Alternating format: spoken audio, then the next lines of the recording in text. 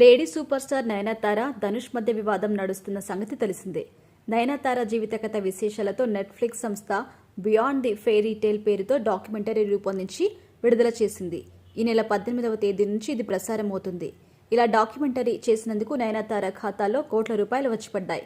అందులో విఘ్నేష్ శివన్ను వివాహం చేసుకున్న ఫొటోస్, వీడియోస్ ఉన్నాయి. పెళ్లి సమయంలో వాటిని వీరిద్దరూ బయటకు రానివ్వలేదు. ఇప్పుడు డాక్యుమెంటరీ రూపంలో నెట్ఫ్లిక్స్ ద్వారా క్యాష్ చేసుకున్నారు. ఇక ఈ డాక్యుమెంటరీలో నయనతార ధనుష్ మధ్య జరుగుతున్న వివాదాన్ని కూడా చూపించారు. బియాండ్ ది ఫెయిర్ టేల్ కి మంచి స్పందన వస్తుంది. తన సినిమాకి సంబంధించి విజువల్స్ ను వాడుకోవడంపై 10 కోట్లు చెల్లించాలంటూ ధనుష్ నయనతారకు లీగల్ నోటీసులు పంపించారు. దీనిపై నయన్ బహిరంగంగా ధనుష్ కు లేఖ రాసింది. ఆ లేఖలో అతనిపై తీవ్ర స్థాయిలో విరుచుకుపడింది.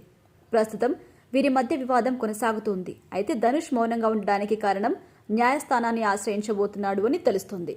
కోర్టు ద్వారానే తేల్చుకుందామని సోషల్ మీడియాలో అనవసరంగా రచ్చ చేసుకోవడం ఎందుకు అనే ఉద్దేశంతో ధనుష్ ఉన్నారంటున్నారు. అయితే న్యాయస్థానంలో ధనుష్నే విజయం వరించే అవకాశం ఉందని, నయనతారకు కోర్టు ముట్టికాయలు వేసే అవకాశం ఉందని కూడా భావిస్తున్నారు. ఇక తాజాగా తెలుగు సూపర్ స్టార్ మహేష్ బాబు ఈ డాక్యుమెంటరీపై స్పందించారు. తన ఇన్స్టాగ్రామ్ ఖాతాలో ఆసక్తికరంగా ఒక పోస్ట్ కూడా షేర్ చేశారు.